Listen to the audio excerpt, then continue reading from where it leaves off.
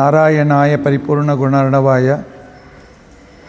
ವಿಶ್ವೋದಯಸ್ಥಿತಿಲಯೋನ್ನಿಯತಿಪ್ರದಾಯ ಜ್ಞಾನಪ್ರದಾಯ ವಿಬುಧಾಸುರಸೌಖ್ಯ ದುಃಖ ಸತ್ಕಾರಣಾಯ ವಿತತಾಯ ನಮೋ ನಮಸ್ತೆ. ಅಭ್ರಮಂ ಭಂಗರಹಿತಂ ಅಜಡಂ ವಿಮಲಂ ಸದಾ ಆನಂದತೀರ್ಥಮತುಲಂ ಭಜೆ ತಾಪತ್ರಯಾಪಹಂ. ಭವತಿ ಯದನುಭಾವಾದೇಡಮೂಕೋಪಿ ವಾಗ್ಮಿ ಜಡಮತಿರಪಿ ಜಂತುರ್ಜಾಯತೆ ಪ್ರಜ್ಞಮೌಲಿಃ. ಸಕಲವಚನಚೇತೋ ದೇವತಾ ಭಾರತೀ ಸಾ ಮಮ ವಚಸಿ ನಿಧತ್ತಾಂ ಸನ್ನಿಧಿಂ ಮಾನಸೇ ಚ. ಅಸ್ಮದ್ಗುರುಸಮಾರಂಭಾಂ ಟೀಕಾಕೃತ್ಪಾದಮಧ್ಯಗಾಂ ಶ್ರೀಮದಾಚಾರ್ಯಪರ್ಯಂತಾಂ ವಂದೇ ಗುರುಪರಂಪರಾಂ. ವಿದ್ಯಾಯಾಂ ವಿಬುಧಾಚಾರ್ಯಂ ವೇದಜ್ಞಾನಾಬ್ಧಿಚಂದಿರಂ ದುರ್ಮತಧ್ವಾಂತಮಾರ್ತಾಂಡಂ ಸತ್ಯಧ್ಯಾನಮುನಿಂ ಭಜೆ.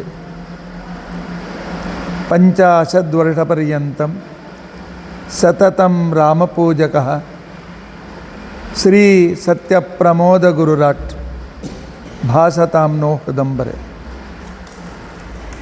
ಬಂಧುಸ್ತ್ವಂ ಗುರುರಿಷ್ಟದೈವತಮಿತಿ ತ್ವತ್ಪಾದಪಂಕೇರುಹಂ ಪ್ರಾಪ್ತಂ ಮಾಂ ಪರಿಪಾಲಯೇತಿ ಸತತಂ ಯಾಚೆ ನಿಬದ್ಧಾಂಜಲಿಃ. ಚಿತ್ತಂ ಮದ್ಗುಣದೋಷಚಿಂತನವಿದೌ ನೂನಂ ಮನಾಂಗ್ಮಾ ಕೃತಾಃ ಶ್ರೀ ಸತ್ಯಾತ್ಮಗುರೋ ತ್ವದಂಘ್ರಿಯುಗಲಂ ಹಿತ್ವಾ ನಮೇ ಸದ್ಗತಿಃ. ಯೈರಹಂ ಶುಕವತ್ ಸಮ್ಯಕ್ ಶಿಕ್ಷಿತೋಸ್ಮಿ ಕೃಪಾಲುಭಿಃ ತಾನ್ ವಂದೇ ಧೇನುಪಾಚಾರ್ಯಾನ್ ತತ್ವಜ್ಞಾನಾರ್ಥಸಿದ್ಧಯೇ. ಶ್ರೀ ಗುರುಭ್ಯೋ ನಮಃ. ಹರಿ ಓಂ ಹರಿ ಓಂ ಹರಿ ಓಂ. ಸ್ವಸ್ತ್ಯಸ್ತು ಅಸೇಢ ಸನ್ಮಂಗಲಾನಿ ಸಂತು. ಶ್ಲೋಕೈಕಶ್ರವಣಪಠನಮಾತ್ರೇಣ ವಕ್ತುಶ್ಚ ಶ್ರೋತॄಣಾಂ ನಿಖಿಲ ಕಲಿಕೃತ ಕಲ್ಮಷಾಪನೋದನಪುಡುತರೆ ಧರ್ಮಾದ್ಯಖಿಲ ಪುರುಷಾರ್ಥ ಸಾಧನೆ ಭೂತೆ. ಅದ್ಯ ಪುರಂದರಾರ್ಯ ಮಹಿಮಾ ವಿವರಣಾರಂಭೆ ಸತಿ ಕಿಂಚಿತ್ ಪೂರ್ವಕಥಾನುವಾದ. ಹರಿ ಓಂ ಹರಿ ಓಂ ಹರಿ ಓಂ. ಇವತ್ತು ನಾವು ನೀವೆಲ್ಲ ದೇವರನ್ನು ಸ್ಮರಿಸ್ತಾ ಗುರುಗಳನ್ನು ಸ್ಮರಿಸ್ತಾ ಭಜನೆ ಮಾಡ್ತಾ ಯಥಾಶಕ್ತಿ ದೇವರ ಸೇವೆಯನ್ನು ಮಾಡ್ತಾ ಇದ್ದೇವೆ. ಇದಕ್ಕೆ ನಾವು ಕೃತಜ್ಞತೆ ಅರ್ಪಿಸಬೇಕು ಪುರಂದರದಾಸರಿಗೆ.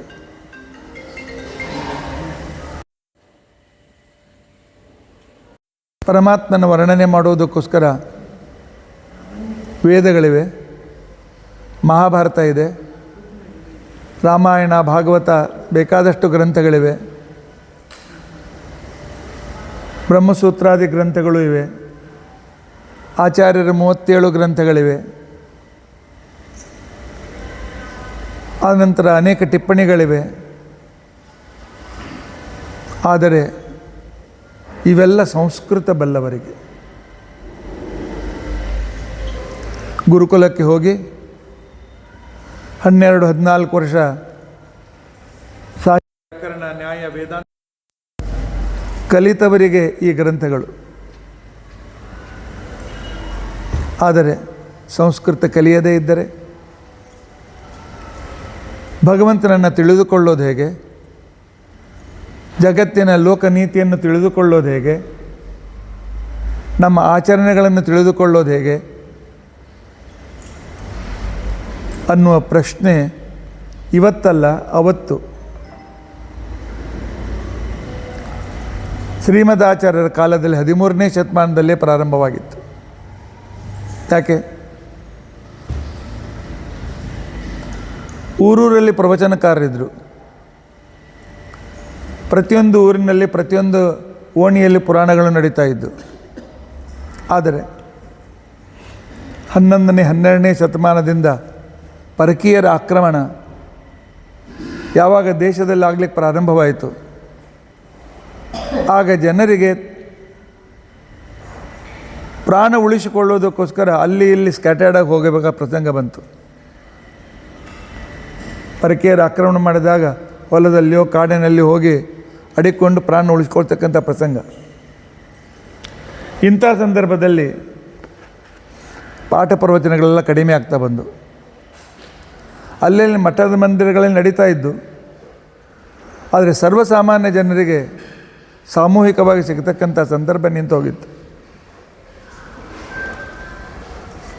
ಇದರ ವೈಶಿಷ್ಟ್ಯವನ್ನು ಅರಿತ ತಿಳಿದ ನರಹರಿ ತೀರ್ಥರು ಮೊಟ್ಟ ಮೊದಲು ಕನ್ನಡದಲ್ಲಿ ಪದ್ಯಗಳನ್ನು ಬರೆದು ಶಾಸ್ತ್ರದ ವಿಚಾರವನ್ನು ಕನ್ನಡದಲ್ಲಿಯೂ ಕೂಡ ತಿಳಿಸಬಹುದು ಅಂತನ್ನೋದನ್ನು ಅದಕ್ಕೆ ನಾಂದಿ ಹಾಕಿದರು. ಇದಕ್ಕಿಂತ ಮೊದಲು ಪರಮಾತ್ಮನನ್ನು ಹಾಡುತ್ತಾ ಮೆಚ್ಚಿಸಲಿಕ್ಕೆ ಸಾಧ್ಯತೆ ಇದೆ. ಕೇವಲ ಶಾಸ್ತ್ರಚಿಂತನೆ ಅಲ್ಲ, ಭಗವಂತನನ್ನು ಭಕ್ತಿಯಿಂದ ಸ್ತೋತ್ರ ಮಾಡಿ ಅವನನ್ನು ಒಲಿಸಬೇಕು, ಸರ್ವಸಾಮಾನ್ಯರು ಇದಕ್ಕೆ ಅಧಿಕಾರಿಗಳಾಗಿದ್ದಾರೆ ಅನ್ನೋದನ್ನು ತೋರಿಸಿಕೊಟ್ಟವರು ಮಧ್ವಾಚಾರ್ಯರು. ದ್ವಾದಶ ಸ್ತೋತ್ರ ಇದಕ್ಕೆ ಸಾಕ್ಷಿ. ಆದರೆ ಇದು ಸಂಸ್ಕೃತದಲ್ಲಿದೆ. ನರಹರಿ ತೀರ್ಥರು 3 ಪದ್ಯಗಳನ್ನು ಬರೆದು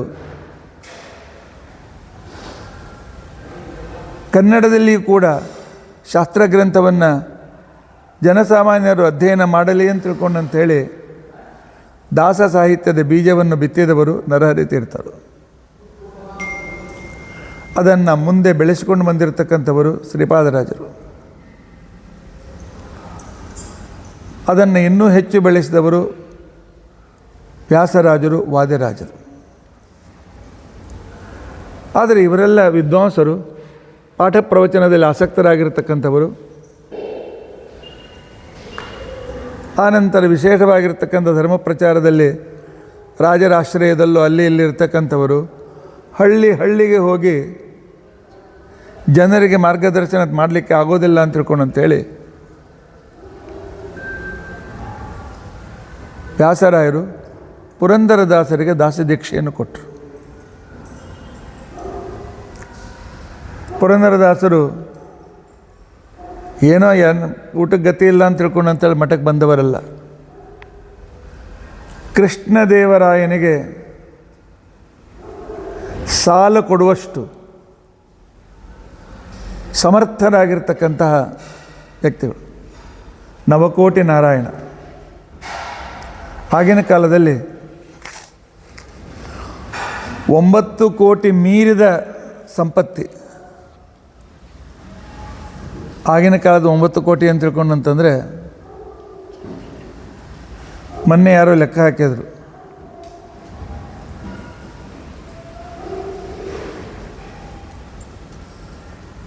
₹1 ಈಗೇನು ಮಹಾಕುಂಭ ಇದೆಯಲ್ಲ, ಈ ಮಹಾಕುಂಭ ಆಗಿನ ಕಾಲದಾಗ ನಡೆದಾಗ ಬ್ರಿಟಿಷರು ಕುಂಭಕ್ಕೆ ಬಂದವ್ರ ಕಡೆಯಿಂದ ₹1 ಟ್ಯಾಕ್ಸ್ ವಸೂಲು ಮಾಡ್ತಿದ್ರಂತೆ. ಆಗ ಬೆಳ್ಳಿ ನಾಣ್ಯ ರಾಜನ್ ಫೋಟೋ ಇರ್ತಕ್ಕಂಥದ್ದು ಅಲ್ಲಿ ಬ್ರಿಟಿಷ್ ರಾಜನ್. ಈಗ ಅದರ ಬೆಲೆ ₹3,000. ಇಂಥದ್ದು 9 ಕೋಟಿ ಬಂಗಾರದ ನಾಣ್ಯ ಸೀನಪ್ಪ ನಾಯಕನ ಹತ್ರ ಇದ್ದರೆ ಎಷ್ಟಿರಬಹುದು ಅಂತ ಕಲ್ಪನೆ ಮಾಡಿಕೊಳ್ಳಿ. ಯುದ್ಧದ ಸಂದರ್ಭದಲ್ಲಿ ಹಣೆ ಕಡಿಮೆ ಬಿದ್ದರೆ ಕೃಷ್ಣದೇವರಾಯ ಇವರಿಂದ ದಾನ ಪಡೆಯೋದು ಸಾಲ ತೆಗೆದುಕೊಳ್ತಾ ಇದ್ದಂತೆ. ಆದರೆ ಪುರಂದರದಾಸರು ನಮ್ಮಂತೆ ಸಾಮಾನ್ಯ ಮಾನವರಲ್ಲ. ಸ್ವತಃ ನಾರದರೆ ಜಗತ್ತಿಗೆ ಭಕ್ತಿಯನ್ನು ಭಜನೆಯನ್ನು ಕಲಿಸಲಿಕ್ಕೆ ಬಂದಿರತಕ್ಕಂಥವರು. ಆದರೆ ಅನ್ನದ ಪ್ರಭಾವದಿಂದ ತಮ್ಮನ್ನು ತಾವು ಮರೆತಾಗ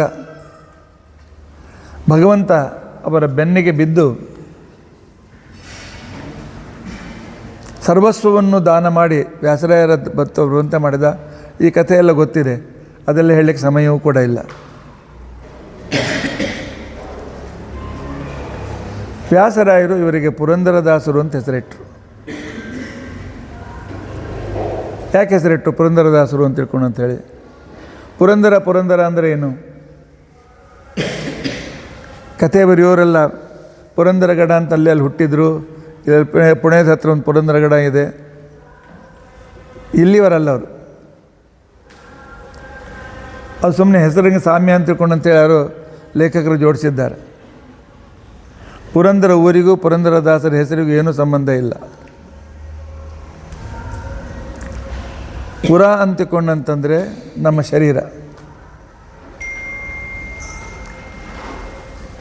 ನಮ್ಮ ಜ್ಞಾನ ಭಕ್ತಿ ವೈರಾಗ್ಯ ಇತ್ಯಾದಿಗಳಿಂದ ಸಂತೋಷಪಟ್ಟು ನಮಗೆ ಅಪರೋಕ್ಷ ಜ್ಞಾನವನ್ನು ಕೊಟ್ಟು ಈ ಶರೀರಕ್ಕೆ ಆಧಾರವಾದ ಇನ್ನೊಂದು ಪುರ ಇದೆ, ಲಿಂಗ ಶರೀರ. ಅದರ ಮೇಲೆ ಈ ಸ್ಥೂಲ ಶರೀರ ಇತ್ಯಾದಿಗಳು ಜನ್ಮಾಂತರ ಬರ್ತಾ ಇರ್ತದೆ. ಅಪರೋಕ್ಷ ಜ್ಞಾನ ಕೊಟ್ಟು ಆನಂತರ ಆ ಲಿಂಗ ಶರೀರವನ್ನು ಕೂಡ ಭಂಗ ಮಾಡಿ ಮೋಕ್ಷವನ್ನು ಕೊಡುವ ಭಗವಂತನಿಗೆ ಪುರಂದರ ಅಂತಕೊಂಡಂತ ಹೆಸರು. ಪುರಾಣಿ ಅಸಂಖ್ಯ ಜೀವರ ಲಿಂಗ ಶರೀರವನ್ನು ದಾರಯತಿ ಸೀಳಿ ಹಾಕ್ತಾನೆ. ಅದನ್ನು ನಾಶಪಡಿಸಿ ಅವರಿಗೆ ಸ್ವರೂಪ ಶರೀರ ಕೊಟ್ಟು ಮೋಕ್ಷ ಕೊಡ್ತಾನೆ. ಆದ್ದರಿಂದಾಗಿ ಭಗವಂತನಿಗೆ ಪುರಂದರ ಅಂತ ತಿಳ್ಕೊಂಡಂತ ಹೆಸರು. ಇವರಿಗೆ ಪುರಂದರ ದಾಸರು ಅಂದರೆ ಮೋಕ್ಷದಾಯಕನಾದ ಭಗವಂತನ ದಾಸರು ಇವರು ಪುರಂದರ ದಾಸರು. ಇದೇ ಹೆಸರನ್ನು ಯಾಕೆ ಕೊಟ್ಟರು ಅಂತ ಹೇಳ್ಕೊಂಡಂಥೇಳಿ ಪ್ರಶ್ನೆ ಬಂದಾಗ, ಇವರು ಬರೆಯುವ ಪ್ರತಿಯೊಂದು ಪದ್ಯಗಳು, ಇವರು ಹೇಳುವ ಪ್ರತಿಯೊಂದು ಉಪದೇಶಗಳು ಮೋಕ್ಷಕ್ಕೆ ಸಾಧನೆಯಾಗಲಿ ಅಂತನ್ನೋ ಉದ್ದೇಶ ಪುರಂದರದಾಸ ವ್ಯಾಸರಾಯರದಿತ್ತು. ಅಭಿಪ್ರಾಯ ಆ ರೀತಿಯಾಗಿತ್ತು. ನಮ್ಮಾಗಿ ಈಗಿನಾಗೆ ಟಿಂಟು ಪಿಂಟು ಕುಂಟು ಅಂತ ಹೆಸರಿಡ್ತಿರಲಿಲ್ಲ. ಹೆಸರಿಡಬೇಕಾಗಿದ್ದರೆ ವಿಚಾರ ಮಾಡಿ ಈ ಹೆಸರು ಇವರಿಗೆ ಅನ್ವರ್ಥಕವಾಗಬೇಕು ಅನ್ನೋ ಉದ್ದೇಶದಿಂದ ಹೆಸರನ್ನು ಇಡ್ತಾಯಿತ್ತು.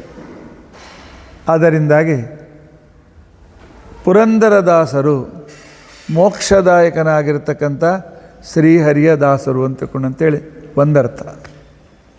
ಇನ್ನೊಂದರ್ಥ, ಇವರ ಹೆಸರು ತೆಗೆದುಕೊಂಡಾಗಲೂ ಎಲ್ಲ ಕಾಲದಲ್ಲಿಯೂ ಕೂಡ ನಮಗೆ ಒಂದು ವಿಷಯ ನೆನಪಿಗೆ ಬರಬೇಕು. ನಮ್ಮ ಶರೀರಕ್ಕೂ ಕೂಡ ಪುರ ಅಂತಕೊಂಡಂತ ಹೆಸರು. ಭಾಗವತದ ಚತುರ್ಥ ಸ್ಕಂದದಲ್ಲಿ ಕೊನೆಯಲ್ಲಿ ಪುರಂಜನೋಪಾಖ್ಯಾನ ಬರ್ತದೆ. ಪುರಂಜನೋಪಾಖ್ಯಾನ ಅಂತಕೊಂಡಂತಂದರೆ ದೇವರು ಕೊಟ್ಟಿರ್ತಕ್ಕಂತಹ ಒಂದು ಶ್ರೇಷ್ಠ ಕೊಡುಗೆ ಇದು ನಮ್ಮ ಶರೀರ. ಅದರಲ್ಲೂ ಕೂಡ ಮನುಷ್ಯ ಶರೀರ.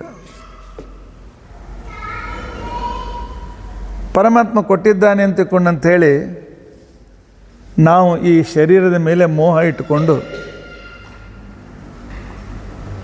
ದೇವರನ್ನು ಮರೆತು ಬಿಡ್ತೇವೆ. ಆದರೆ ಪುರಂದರದಾಸರು ನಮಗೆ ಎಚ್ಚರ ಕೊಡ್ತಾರೆ, ಈ ಶರೀರವನ್ನು ಪೂರ ಊರು ಅಂತ ತಿಳ್ಕೊಳ್ತೀವಿ. ಇವತ್ತು ಬೆಳಗ್ಗೆನೇ ನಮ್ಮ ಸ್ವಾಮಿಗಳು ಒಂದು ಆಶೀರ್ವಚನ ಕೊಟ್ಟಿದ್ದಾರೆ. ಅವ್ರು ಅವ್ರ ಪ್ರವಚನದಲ್ಲಿ ಹೇಳಿದ್ದಾರೆ, ನಮ್ಮ ಊರಿನ ಮೇಲೆ ಎಷ್ಟು ನಮಗೆ ಪ್ರೀತಿ ಅದನೋ ಅಷ್ಟೇ ಇದ್ರ ಮೇಲೂ ಅಷ್ಟೇ ಪ್ರೀತಿ ಇಟ್ಟರೆ ಹೆಚ್ಚಿಗೆ ಇಟ್ಕೊಳ್ಬೇಡ್ರಿ ಅಂತ.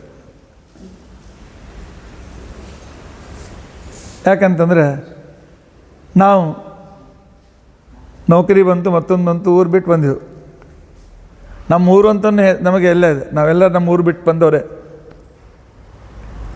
ಹಾಗೆ ಆದರೆ ಬಿಟ್ಟು ಬರುವಾಗ ಭಾಳ ಹತ್ತಿವೇನೋ, ಏನೋ ಸ್ವಲ್ಪ ಅಸಮಾಧಾನ ಆಯಿತು. ಅದೇ ರೀತಿಯಾಗಿ ಈ ಪುರದ ಮೇಲೂ ಎಷ್ಟೇ ವಿಶ್ವಾಸ ಇಡಿ, ಬಿಟ್ಟು ಹೋಗುವಾಗಲೂ ಅಷ್ಟೇ, ಬಿಟ್ಟು ಹೋದ್ಮೇಲೂ ಕೂಡ ಭಾಳೇನು ಬಿಡಬೇಡಿ. ಯಾಕಂದರೆ ಪರಮಾತ್ಮ ಮತ್ತೆ ಪುನಃ ನಮ್ಮ ಸತ್ಕಾರಕ್ಕೋಸ್ಕರ ಜನ್ಮ ಕೊಡ್ತಾನೆ. ದೇಹದ ಮೇಲೆ ಮೋಹ ಇಟ್ಟುಕೊಂಡು ದೇವರನ್ನು ಮರೆತು ಈ ದೇಹವನ್ನೇ ಅಲಂಕಾರ ಮಾಡ್ಕೊಳ್ತೇವೆ, ಮತ್ತೇನೇನು ಮಾಡ್ತೇವೆ, ಎಷ್ಟೋ ರೀತಿಯಾಗಿರ್ತಕ್ಕಂಥ ರೀತಿಯಿಂದ ದೇಹಕ್ಕೋಸ್ಕರ. ಈಗಿನ ದಿವಸ ಅಂತೂ ಯಾರ್ದಾದ್ರೂ ನೀವು ಬಾತ್ರೂಮಿಗೆ ಹೋದರೆ 20 ಥರದ ಬಾಟ್ಲಿ ಕಾಣಿಸ್ತವೆ. ಮೊದಲು ಭಾಳಾದ್ರೆ ಒಂದು ಸಿಗಿ ಪುಡಿ ಇರ್ತಿತ್ತು, ಒಂದು ಕೊಬ್ಬರಿ ಎಣ್ಣೆ ಬಾಟ್ಲಿ ಇರ್ತಿತ್ತು. ಆ ಲೋಷನ್, ಈ ಲೋಷನ್, ಮತ್ತೊಂದೇನು ಮಾಯ್ಶ್ಚರು, ಆನಂತರ ಮತ್ತೇನೇನು 20. ಅದರಲ್ಲಂತೂ ಹೆಚ್ಚಿಗೆ ಗಳಿಸ್ತಕ್ಕಂಥವ್ರು ಅರ್ಧ ಪಗಾರ ಇದಕ್ಕೋಸ್ಕರ ಖರ್ಚು ಮಾಡ್ತಾರೆ. ಅದು ಎಷ್ಟು ಬೆಲೆ ಇದೆ ನನಗೆ ಗೊತ್ತಿಲ್ಲ, ಯಾಕಂದರೆ ನಾನು ಎಂದೂ ಶಾಂಪೂ ಉಪಯೋಗಿಸಿಲ್ಲ, ಮತ್ತು ನಾನು ಎಂದೂ ಏನು ಉಪಯೋಗಿಸ್ತಿಲ್ಲ. ಬೆಲೆ ಅಷ್ಟೇ ನನಗೆ ಗೊತ್ತಿಲ್ಲ. ಇರಲಿ, ದೇಹ ಶುಭ್ರವಾಗಿ ಇಟ್ಕೊಳ್ಬೇಕು, ಸ್ವಚ್ಛವಾಗಿ ಇಟ್ಕೊಳ್ಬೇಕು. ಆದರೆ ಇದೇ ಉದ್ದೇಶವಲ್ಲ. ಈ ದೇಹ ಭಗವಂತ ನಮಗೆ ಕೊಟ್ಟದ್ದು ಮೋಕ್ಷವನ್ನು ಪಡೆಯೋದಕ್ಕೋಸ್ಕರ ಸಾಧನೆ ಮಾಡಿ ಅಂತ ತಿಳ್ಕೊಂಡಂತೆ. ಬ್ರಹ್ಮದೇವರು ಸೃಷ್ಟಿಯನ್ನು ಮಾಡ್ತಾ ಬಂದರು. ಅನೇಕ ಮರಗಳನ್ನು ಸೃಷ್ಟಿ ಮಾಡಿದರು, ಬೆಳೆಗಳನ್ನು ಸೃಷ್ಟಿ ಮಾಡಿದರು, ಪ್ರಾಣಿಗಳನ್ನು ಸೃಷ್ಟಿ ಮಾಡಿದರು. ಸೃಷ್ಟಿ ಮಾಡಿದ ಕ್ಷಣಕ್ಕೆ ಅವ್ರಿಗೆ ಏನಿಸ್ತು, ಇವೆಲ್ಲರೂ ಪರಾವಲಂಬಿಗಳು. ಪ್ರಾಣಿಗಳು ತಾವಾಗೇ ಬೀಜ ಬಿತ್ತಿ ಗಿಡ ಬೆಳೆಸಿ ಆಹಾರ ಹುಡ್ಕೋದಿಲ್ಲ. ಅಥವಾ ಹೊಲದಲ್ಲಿ ನೇಗಿಲು ಹಾಕಿಕೊಂಡು ಬೆಳೆ ಬೆಳೆಸಿ ತಮ್ಮ ಆಹಾರ ಹುಡ್ಕಂಗಿಲ್ಲ. ಎಲ್ಲಿ ಸಿಕ್ಕರೆ ತಿಂತಾವೆಲ್ಲ ರಂಗಿದಿರ್ತಾವೆ ಅಂತ ತಿಳ್ಕೊಂಡು ಅಂಥೇಳಿ ಅವರು ಕೊನೆಗೇನು ಮಾಡಿದರು ಅಂತಂದರೆ, ಇಲ್ಲ ಮತ್ತು ನಾನು ಏನಾದರೂ ಒಂದು ವಿಶಿಷ್ಟತೆ ಇಟ್ಟು ಒಬ್ಬರಿಗೊಬ್ಬ ಪರಸ್ಪರ ಕೋಆಪ್ರೇಷನ್ನಿಂದ ಸಹಾಯ ಮಾಡಿಕೊಂಡು ಸ್ವಾವಲಂಬಿಗಳಾಗಲಿ ಅಂತ ತಿಳ್ಕೊಂಡು ಅಂಥೇಳಿ ಅವರು ಯಜ್ಞ ಯಾಗಾದಿಗಳನ್ನಿಟ್ಟರೆ, ಒಂದು ಯಜ್ಞ ಮಾಡಬೇಕಾದ್ರೆ 4 ಮಂದಿ ಪುರೋಹಿತರು ಬೇಕು, ಯಜಮಾನ ಬೇಕು, ಸದಸ್ಯರು ಬೇಕು. ಎಲ್ಲರೂ ಒಂದು ಕಡೆಗೆ ಸೇರ್ತಾರೆ, ಒಬ್ಬರಿಗೊಬ್ಬರು ಸಹಾಯ ಮಾಡಿಕೊಂಡು ಸ್ವಾವಲಂಬಿಗಳಾಗಿ ಮುಂದೆ ಬೆಳೀತಾರೆ ಅಂತ ತಿಳ್ಕೊಂಡು ಅಂಥೇಳಿ ಯಜ್ಞವನ್ನೇ ತನ್ನ ಮುಖ್ಯವಾದ ಶಕ್ತಿಯನ್ನಾಗಿಟ್ಟು ಕೆಲವು ಜೀವರನ್ನು ಈ ಲೋಕಕ್ಕೆ ಪರಮಾತ್ಮ ತೊಗೊಂಬಂದ. ಬ್ರಹ್ಮದೇವರು ತೆಗೆದುಕೊಂಡು ಬಂದರು. ಆದರೆ ಅವರು ಮುಂದೆ ಯಜ್ಞ ಮಾಡ್ತಿರು ಕೇವಲ ತಮಗೋಸ್ಕರ, ಜಗತ್ತಿಗೋಸ್ಕರ ಏನು ಮಾಡಲೇ ಇಲ್ಲ. ಅವರೇ ಯಕ್ಷರು ಅಂತ ಅನಿಸ್ಕೊಂಡ್ರು. ಯಜ ಶಬ್ದದಿಂದ ಯಕ್ಷರು. ಯಕ್ಷರು ಯಜ್ಞ ಯಾಗಾದಿ ಮಾಡ್ತಾರೆ, ಬೇಕಾದಷ್ಟು ಹಣ ಗಳಿಸ್ತಾರೆ, ಸಂಪತ್ತಿ ಗಳಿಸ್ತಾರೆ, ಎಲ್ಲವನ್ನೂ ಮಾಡ್ತಾರೆ. ಆದರೆ ಜಗತ್ತಿಗೋಸ್ಕರ ಏನು ವಿಶೇಷ ಉಪಯೋಗ ಮಾಡೋಂಗಿಲ್ಲ. ಯಕ್ಷರು ಸ್ವಾರ್ಥಿಗಳು. ಬ್ರಹ್ಮದೇವರೆಂದು ಇದು ಉಪಯೋಗ ಇಲ್ಲ, ಬೇಡ ಅಂತ ತಿಳ್ಕೊಂಡಂತೇಳಿ. ಇನ್ನು ರಕ್ಷಣೆ ಅಂತನೂ ಒಂದು ಸ್ವಭಾವ ಇಟ್ಟು ನಾವು ಭೂಮಿಯಲ್ಲಿ ಜೀವರನ್ನು ತಂದರೆ ಒಬ್ಬರಿಗೊಬ್ಬರು ಇವರು ರಕ್ಷಣೆ ಮಾಡ್ತಾರೆ, ಇವರು ಮತ್ತೊಬ್ಬರು ರಕ್ಷಣೆ ಮಾಡಿಕೊಂಡು ಅವರಲ್ಲಿ ಕೋಆಪ್ರೇಷನ್ ಬೆಳೀತದೆ ಅಂತ ತಿಳ್ಕೊಂಡು ಅಂಥೇಳಿ ರಕ್ಷಣೆಯನ್ನು ಮುಖ್ಯವಾಗಿರ್ತಕ್ಕಂಥ ಒಂದು ಉದ್ದೇಶವನ್ನು ಇಟ್ಟುಕೊಂಡು ಕೆಲವು ಜೀವರನ್ನು ಭೂಮಿಗೆ ತಂದರು ಬ್ರಹ್ಮದೇವರು.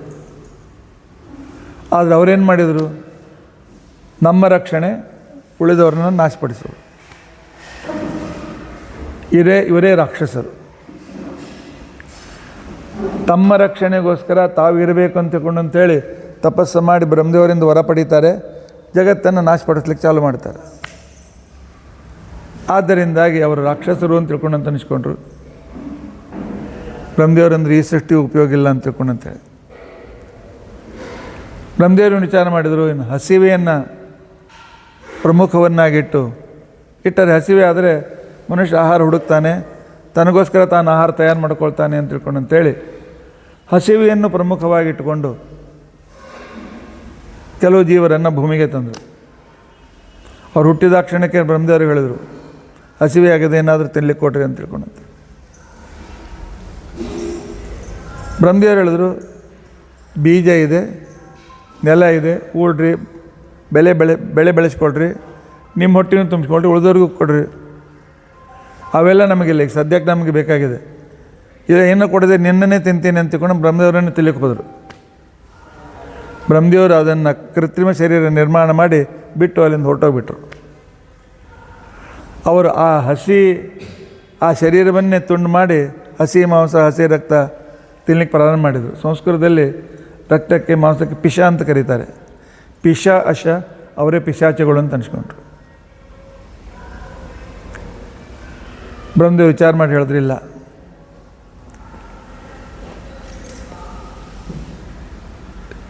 ದೇವರಲ್ಲಿ ವಿಶ್ವಾಸ, ದೇವರು ನಮಗೆಲ್ಲ ಕೊಟ್ಟಿದ್ದಾನೆ. ಆ ಕೊಟ್ಟಿರ್ತಕ್ಕಂಥ ದೇವರನ್ನು ಪ್ರೀತಿಪಡಿಸಬೇಕಾಗಿದ್ದರೆ ದೇವರ ಆಜ್ಞೆಯನ್ನು ಪರಿಪಾಲನೆ ಮಾಡಬೇಕು, ದೇವರು ಹೇಳಿದ ಕರ್ತವ್ಯವನ್ನು ನಿರ್ವಹಿಸಬೇಕು. ಈ ರೀತಿಯಾಗಿರ್ತಕ್ಕಂಥ ನಿಯಮಾವಳಿ ಇಟ್ಟು ಜೀವರನ್ನು ಸೃಷ್ಟಿ ಮಾಡಿದರೆ ಇವರು ಭಗವಂತನ ನಂಬ್ತಾರೆ, ಭಗವಂತ ಹೇಳಿದಂತೆ ಕೇಳ್ತಾರೆ ಅಂತ ತಿಳ್ಕೊಂಡಂತೇಳಿ ಬ್ರಹ್ಮದೇವರು ತಾವೇ ಆಪವ ಪ್ರಜಾಪತಿ ಅಂತ ತಿಳ್ಕೊಂಡಂತೇಳಿ ಶರೀರ ತೆಗೆದುಕೊಂಡು ತಮ್ಮ ಬಲಭಾಗದಿಂದ ಒಂದು ಗಂಡನ್ನು ಹುಟ್ಟಿಸಿದರು, ಎಡಭಾಗದಿಂದ ಒಂದು ಹೆಣ್ಣನ್ನು ಹುಟ್ಟಿಸಿದರು. ಇವರೇ ಸ್ವಯಂಭುವ ಮನು ಮತ್ತು ಶತರೂಪ. ಈ ಮಾನವನಲ್ಲಿ ಹೇಗಿದೆ ಅಂತಂದರೆ ಬುದ್ಧಿ ವಿವೇಕ ಶಕ್ತಿ ಕೊಟ್ಟಿದ್ದಾರೆ. ಅದಕ್ಕೆ ವಿವೇಕ ಶಕ್ತಿ ಕೊಟ್ಟು ಮನುಷ್ಯ ಏನು ಮಾಡ್ತಾನೆ ಅಂತ ತಿಳ್ಕೊಂಡಂತಂದರೆ, ನನಗೆ ಇದನ್ನು ಕೊಟ್ಟವರು ಯಾರು, ಯಾರಿಂದ ಪಡೆದಿದ್ದೇನೆ, ಆ ವ್ಯಕ್ತಿ ಯಾರು ಅಂತ ಹುಡುಕ್ತಾ ಪರಮಾತ್ಮನನ್ನ ಬಗ್ಗೆ ಜ್ಞಾನವನ್ನು ಪಡಿತಾನೆ. ಜ್ಞಾನ ಪಡೆದ ಮೇಲೆ ಮತ್ತು ಇಷ್ಟೆಲ್ಲ ಕೊಟ್ಟಾನೆ ಅಂದಮೇಲೆ ಅವನು ಹೇಳಿದಾಗೆ ನಾವು ಕೇಳಬೇಕು. ಹಾಗಾದರೆ ಪರಮಾತ್ಮನ ಉಪದೇಶ ಅಂದರೆ ಶಾಸ್ತ್ರಗಳು ಇತ್ಯಾದಿಗಳು. ಈ ರೀತಿಯಾಗಿ ಭಗವಂತನ ಆಜ್ಞೆಯನ್ನು ಪರಿಪಾಲಿಸುತ್ತಾ ಇವತ್ತೆಲ್ಲ ನಾಳೆ ಪರಮಾತ್ಮನನ್ನು ಪಡೆಯಬೇಕು ಅಂತ ತಿಳ್ಕೊಂಡಂತನ್ನುವ ಆಶೆಯನ್ನು ಇಟ್ಟುಕೊಂಡು ಇವರು ಮುಂದುವರಿತಾರೆ ಬಾ ಅಂತ ತಿಳ್ಕೊಂಡಂತೇಳಿ ಭಾಳ ಸಂತೋಷ ಆಯ್ತಂತೆ ಬ್ರಹ್ಮದೇವರಿಗೆ. ಬ್ರಹ್ಮಾವಬೋಧಧಿಷಣಂ ಮುದಂ ಆಪದೇವ. ಈ ಮನುಷ್ಯ ಹುಟ್ಟಿಸಿದ್ದು ತಮಗೆ ಉಪಕಾರ ಮಾಡಿದ ದೇವರನ್ನು ತಿಳಿದುಕೊಂಡು ಅವರ ಬಗ್ಗೆ ಜ್ಞಾನವನ್ನು ಪಡೆದು ಆ ಪರಮಾತ್ಮನನ್ನು ಪಡೆಯೋದಕ್ಕೋಸ್ಕರ ಪ್ರಯತ್ನ ಮಾಡ್ತಾ ಕರ್ತವ್ಯದಿಂದ ಯುಕ್ತರಾಗಿ ತಮಗೂ ಜಗತ್ತಿಗೂ ಉಪಕಾರಕರಾಗದೆ ಅಂತಿಕೊಂಡಂಥೇಳಿ ಬ್ರಹ್ಮದೇವರಿಗೆ ಭಾಳ ಸಂತೋಷ ಆಯ್ತಂತೆ. ಆದರೆ ಎಂಥ ಮನುಷ್ಯರನ್ನು ನೋಡಿ ಸಂತೋಷ ಆಯಿತು? ಯಾರು ಬ್ರಹ್ಮಾವಬೋಧಧಿಷಣಂ, ಪರಮಾತ್ಮನನ್ನು ತಿಳಿದುಕೊಳ್ಳಬೇಕು, ಜ್ಞಾನ ಬೆಳೆಸ್ಕೊಳ್ಬೇಕು, ಭಕ್ತಿ ಬೆಳೆಸ್ಕೊಳ್ಬೇಕು, ಇನ್ನೂ ಹೆಚ್ಚು. ಆಗಲೇ ಹೇಳಿದಂತೆ ಜ್ಞಾನವಿಲ್ಲದೆ ಮೋಕ್ಷವಿಲ್ಲ. ಜ್ಞಾನ ಪಡೆಯದೇ ಹೊರತು ಪರಮಾತ್ಮನ ಬಗ್ಗೆ ನಾವು ತಿಳಿದುಕೊಳ್ಳದೇ ಇದ್ದರೆ ನಾವು ನಮ್ಮ ಜೀವನ ವ್ಯರ್ಥ ಮಾಡಿಕೊಳ್ತೇವೆ. ಅದಕ್ಕೋಸ್ಕರವೇ ಇಂತಹ ಈ ಪುರ, ಆದರೆ ಇದೇ ಪುರ ಕೊನೆಯದಲ್ಲ. ಇದು ನಮ್ಮ ಸ್ವಂತ ಮನೆಯಲ್ಲ. ಅದಕ್ಕೋಸ್ಕರ ದಾಸರು ಹೇಳ್ತಾರೆ, ಇದು ನಮ್ಮ ಮನೆಯಲ್ಲ, ನಮ್ಮ ಮನೆ ಅಲ್ಲಿದೆ ನಮ್ಮ ಮನೆ, ಇದು ಸುಮ್ಮನೆ ಅಂತ ತಿಳ್ಕೊಂಡಂಥೇಳಿ ನಮ್ಮ ಮನೆ ಸ್ವರೂಪ ಶರೀರ ಮೋಕ್ಷದಲ್ಲಿರಬೇಕಾಗಿರ್ತಕ್ಕಂಥ ಅದರ ಸ್ಥಳ ಅನ್ನೋದನ್ನು ಸೂಚನೆ ಮಾಡ್ತಾ ಅವ್ರು ಹೇಳ್ತಾರೆ, ಮನುಷ್ಯ ಜನ್ಮ ಬಂದಿದೆ, ಅದು ದೇವರು ಕೊಟ್ಟಿರ್ತಕ್ಕಂಥ ದೊಡ್ಡ ದೇಣಿಗೆ. ಈ ಪುರ, ಇದರೊಳಗಿರ್ತಕ್ಕಂಥ ನಿಜವಾದ ಪುರ ಸ್ವರೂಪ ಶರೀರ, ಅದನ್ನು ಪಡೆಯಬೇಕಾಗಿದ್ದರೆ ಈ ಮನುಷ್ಯ ಜನ್ಮವನ್ನು ಸಾರ್ಥಕ ಮಾಡಿಕೊಳ್ಬೇಕು. ಅದಕ್ಕೆ ಪುರಂದರದಾಸರು ಒಂದು ಪದ್ಯ ಬರೀತಾರೆ, ಮಾನವ ಜನ್ಮ ದೊಡ್ಡದು, ಇದ ಹಾನಿ ಮಾಡಲು ಬೇಡಿ ಹುಚ್ಚಪ್ಪಗಳಿರ. ಮನುಷ್ಯ ಜನ್ಮ ನಾವೇನು ಮಾಡ್ತೀವಿ? ಬಾಲ್ಯದಲ್ಲಿ ಅದು ಇದು ಅಂತ ಹೇಳಬೇಕು ಅಂತಕೊಂಡು ತಂದೆ ತಾಯಿಗಳನ್ನು ಪಡಿತೇವೆ. ಆ ನಂತರ ಏನೋ ಒಂದು ಎಜುಕೇಷನ್ ಪಡಿತೇವೆ. ಆ ನಂತರ ಎಲ್ಲಾದರೂ ಒಂದು ಕೆಲಸ ಮಾಡ್ತೇವೆ. ರಿಟೈರ್ ಆಗುವವರೆಗೂ ದುಡಿಯೋದು, ತಿನ್ನೋದು, ಗೇಣು ಬಟ್ಟೆಗಾಗಿ, ಗೇಣು ಹೊಟ್ಟೆಗಾಗಿ ಅನೇಕ ರೀತಿಯಾಗಿರ್ತಕ್ಕಂಥ ದುಡಿತಾ ಒಂದು ದಿವಸ ರಿಟೈರ್ ಆಗ್ತೇವೆ. ಆ ನಂತರ ಹೇಗೋ ವಯಸ್ಸು ಇರೋರಿಗೂ ಗಾಡಿ ದೂಡ್ತೇವೆ, ಒಂದು ದಿವಸ ಹೊರಟೋಗ್ಬಿಡ್ತೇವೆ. ಆಹಾರ ದಣದಾಗ ನಿದ್ದೆ ಮಾಡ್ತೀವಿ, ಆ ನಂತರ ಮಕ್ಕಳನ್ನು ಪಡಿತೀವಿ, ಆ ನಂತರ ಯಾರಾದರೂ ಭಯದಿಂದರೆ ಸುರಕ್ಷಿತವಾಗಿರ್ಲಿಕ್ಕೆ ಪ್ರಯತ್ನ ಮಾಡ್ತೀವಿ. ಇದಕ್ಕಿಂತ ಹೆಚ್ಚೇನು ಮಾಡ್ತೀವಿ ನಾವು? ಆದರೆ ಶಾಸ್ತ್ರ ಹೇಳ್ತದೆ ಇದು ಮನುಷ್ಯನ ಕರ್ತವ್ಯ ಇಷ್ಟೇ ಅಲ್ಲ, ಇಷ್ಟು ಕೆಲಸ ಪ್ರಾಣಿಗಳು ಮಾಡ್ತಾವೆ. ಆಹಾರ ನಿದ್ರಾ ಭಯಮಯಿತುನಂಚ ಸಾಮಾನ್ಯಮೇತತ್ ಪಶುಭಿರ್ನರಾಣ. ಹಾಗಾದರೆ ಏನು ಮುಖ್ಯವಾಗಿರ್ತಕ್ಕಂಥದ್ದು? ನಮ್ಮ ಉದ್ದೇಶ ಮೋಕ್ಷವಾಗಿರಬೇಕು. ಆದರೆ ಮೋಕ್ಷ ಕೊಡಬೇಕಾಗಿರ್ತಕ್ಕಂಥ, ಮೋಕ್ಷದ ಸಾಧನೆ ಮಾಡಲಿಕ್ಕೆ ಇರ್ತಕ್ಕಂಥ ಒಂದೇ ಒಂದು ದೊಡ್ಡ ಸಂಪತ್ತು ಮಾನವ ಜನ್ಮ. ಪುರಂದರದಾಸರು ನಮಗೆ ಇದನ್ನೇ ತಿಳಿಸ್ಕೊಡ್ತಾರೆ. ನೋಡಪ್ಪ, ನನ್ನ ಹೆಸರು ಪುರಂದರದಾಸರು, ಆದ್ದರಿಂದ ಪುರದ ಬಗ್ಗೆ ನಿಮಗೆ ಹೇಳ್ತೇನೆ. ನಿಮ್ಮ ಪುರ ಏನು ಮಾನವ ಜನ್ಮ ಇದೆಯಲ್ಲ, ಇದು ದೊಡ್ಡದು. ಇದು ಹಾನಿ ಮಾಡಲು ಬೇಡಿ ಹುಚ್ಚಪ್ಪಗಳಿರ. ಇದನ್ನು ಹಾನಿ ಮಾಡಬೇಡ್ರಿ. ಯಾಕೆಂತಂದರೆ ಈ ಜನ್ಮದಲ್ಲಿ ನಿಮಗೆ ಮಾತನಾಡಲಿಕ್ಕೆ ಬರ್ತದೆ, ಈ ಜನ್ಮದಲ್ಲಿ ಕೈಯಿಂದ ಪೂಜೆ ಮಾಡಲಿಕ್ಕೂ ಬರ್ತದೆ, ಈ ಜನ್ಮದಲ್ಲಿ ತೀರ್ಥಯಾತ್ರೆನೂ ಮಾಡಲಿಕ್ಕೆ ಬರ್ತದೆ. ಅಷ್ಟೇ ಅಲ್ಲ, ಈ ಜನ್ಮದಲ್ಲಿ ತಿಳಿದು ಭಗವಂತನ ಬಗ್ಗೆ ಭಜನೆ, ಇಷ್ಟೊತ್ತನ್ನು ಭಜನೆ ಮಾಡಿದ್ದೀರಿ, ಭಜನೆ ಮಾಡಲಿಕ್ಕೆ ಬರ್ತದೆ. ಪುರಂದರದಾಸರು ಹೇಳ್ತಾರೆ, ಕ್ರಿಮಿಕೀಟಕನಾಗಿ ಹುಟ್ಟಿದಂದು ನಾನು ಹರಿಶರಣ ಎಂದಲು ಉಂಟೆ. ನಾಳೆ ನಾವು ತಪ್ಪು ಮಾಡ್ತೇವೆ, ಕ್ರಿಮಿ ಕೀಟ ಹುಡ್ತೀವಿ. ಯಾಕೆಂದರೆ ನಮ್ಮನ್ನು ಎಷ್ಟೋ ಸರ್ತೆ ನಾವು ಎಷ್ಟೋ ಸರ್ತೆ ತಂದೆಗೆ ಬೈದಿರ್ತೀವಿ, ತಾಯಿಗೆ ಬೈದಿರ್ತೀವಿ, ಅವ್ರನ್ನ ತಿರಸ್ಕಾರ ಮಾಡಿರ್ತೀವಿ, ಗುರುಗಳನ್ನು ತಿರಸ್ಕಾರ ಮಾಡಿರ್ತೀವಿ, ಗುರುಗಳಿಗೂ ಬೈದಿರ್ತೀವಿ. ಧರ್ಮಶಾಸ್ತ್ರ ಹೇಳ್ತದೆ, ಗುರುಂ ಹುಂಕೃತ್ಯ ತ್ವಂಕೃತ್ಯ. ಯಾರು ತಂದೆ, ತಾಯಿ, ಅಣ್ಣ, ಅಕ್ಕ, ಅತ್ತಿಗೆ, ಹೆಣ್ಣು ಕೊಟ್ಟು ಮಾವ, ಅತ್ತಿ, ವಿದ್ಯೆ ಹೇಳಿರ್ತಕ್ಕಂಥ ಗುರುಗಳು, ಉಪದೇಶ ಮಾಡಿದ ಗುರುಗಳನ್ನು ಯಾವಾಗ ನಾವು ತಿರಸ್ಕಾರ ಮಾಡ್ತೀವಿ, ನೀವೇನು ಮಹಾ ಅಂತಿಕೊಂಡಂತೀವಿ, ಅಂಥ ವ್ಯಕ್ತಿ ಎಷ್ಟೋ ಸಾವಿರ ವರ್ಷ ಈ ಗಿಟಾರಿಂಥ ಹೊಲಸಿನಲ್ಲಿ ಕ್ರಿಮಿಯಾಗಿ ಹುಡ್ತಾನಂತೆ.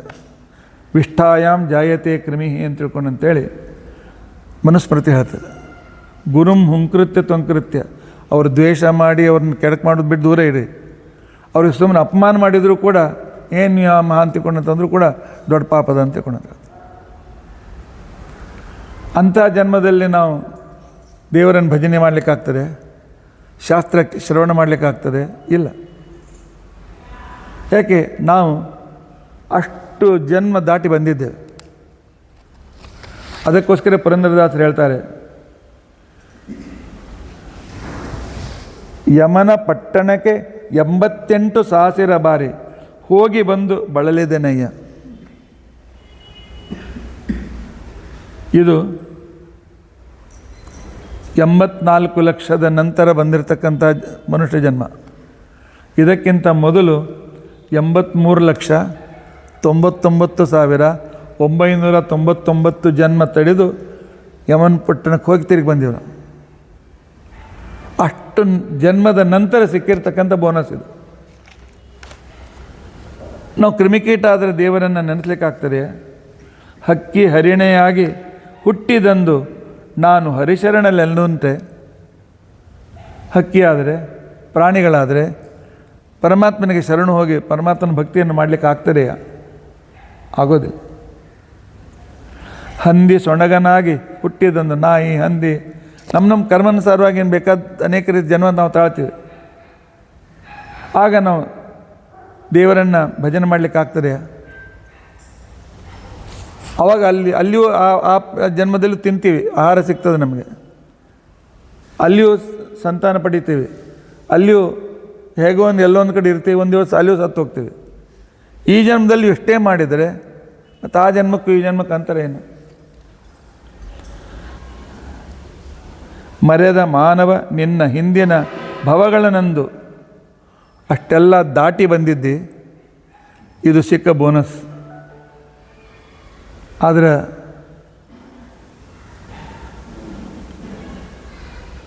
ಪ್ರಹ್ಲಾದರಾಜರ ಪ್ರಕಾರ ಅಷ್ಟೇ ದುರ್ಲಭವಾದ ಜನ್ಮ. ಬರೀ ದುರ್ಲಭ ಅಲ್ಲ, ಅನಿಶ್ಚಿತ.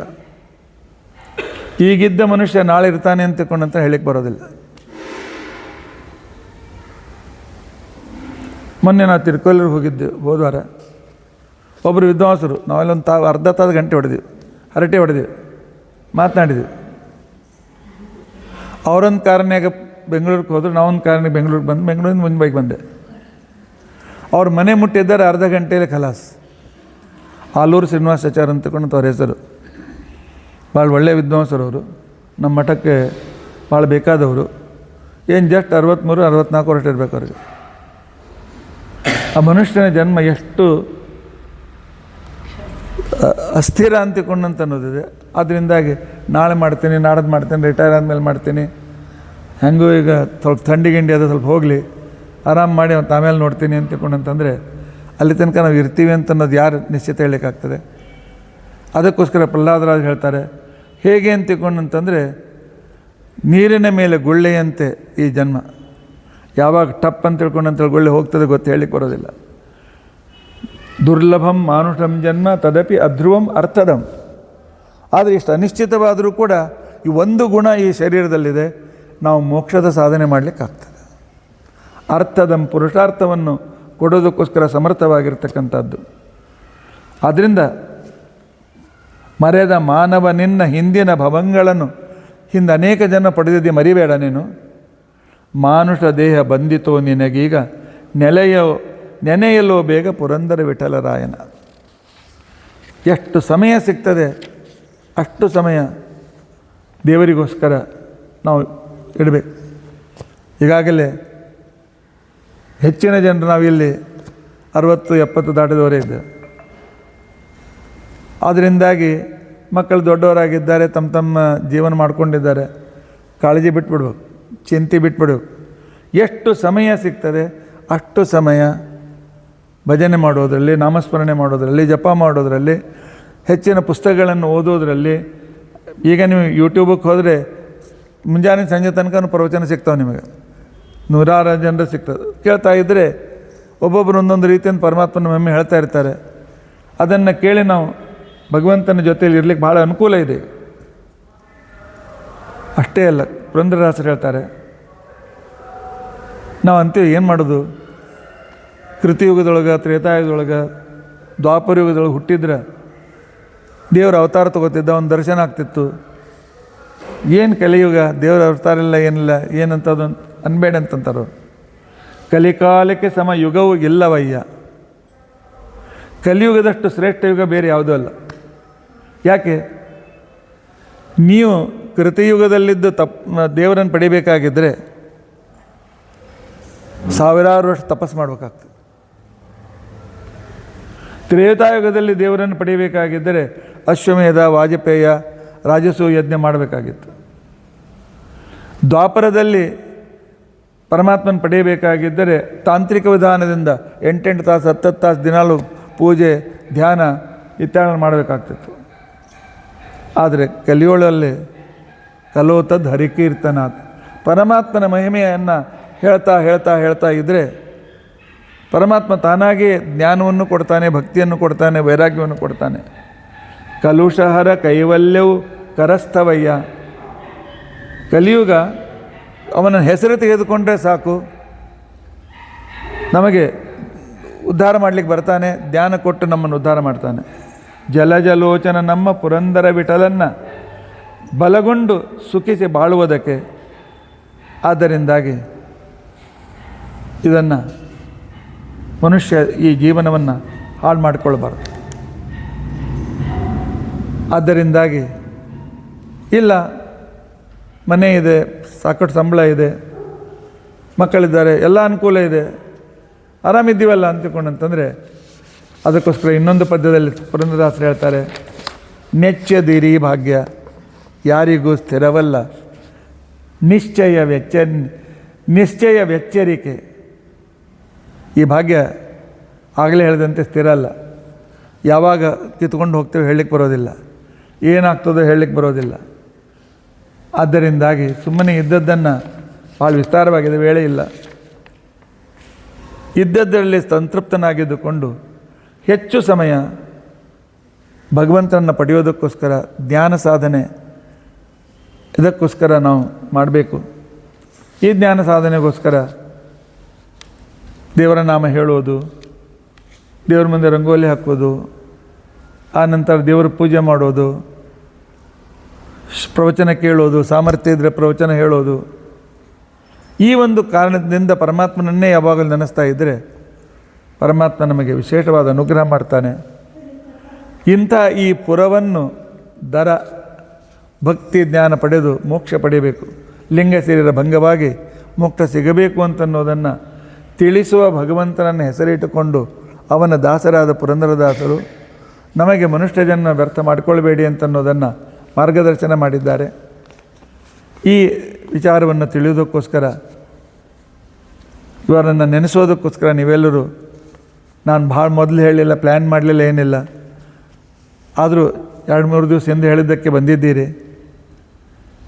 ಈಗಿನಿಂದೇ ಪ್ಲ್ಯಾನ್ ಮಾಡಿ ಯಾವುದಾದ್ರೂ ಒಂದು ದಾಸರ ಆರಾಧನೆ ಆದರೂ ಕೂಡ ನಾವು ಮುಂಬೈಲಿರ್ತಕ್ಕಂಥ ಎಲ್ಲರೂ ಒಂದು ಕಡೆಯಲ್ಲಿ ಸೇರಿ ಅತ್ಯಂತ ವಿಜೃಂಭಣೆಯಿಂದ ಎಲ್ಲರೂ ಸೇರಿ ಭಜನೆ ಮಾಡಿ ಬೆಳಗಿನಿಂದ ಸಾಯಂಕಾಲದವರೆಗೂ ಕಾರ್ಯಕ್ರಮ ಮಾಡಬೇಕು ಅಂತನ್ನೋ ರೀತಿಯಿಂದ ನಾವೊಂದು ಹಮ್ಮಿಕೊಳ್ಳೋಣ. ಸ್ಥಳ ಇದೆ, ಅನುಕೂಲತೆ ಇದೆ. ಆದ್ದರಿಂದಾಗಿ ನೀವು ಕೂಡ ಪ್ಲ್ಯಾನ್ ಮಾಡಿ, ನಾವೆಲ್ಲ ಮೊದಲಿನಿಂದ ವಿಚಾರ ಮಾಡಿ.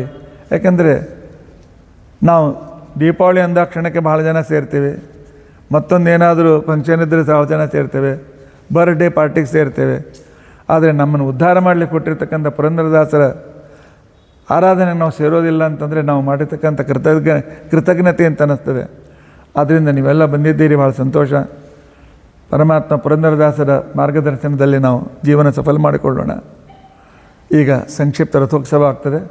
ಆದ ನಂತರ ದಾಸರ ಅನುಗ್ರಹಕ್ಕೋಸ್ಕರ ನಾವು ತೀರ್ಥಪ್ರಸಾದವನ್ನು ಸ್ವೀಕರಿಸೋಣ. ಶ್ರೀಕೃಷ್ಣ ಅರ್ಪಣಮಸ್ತು.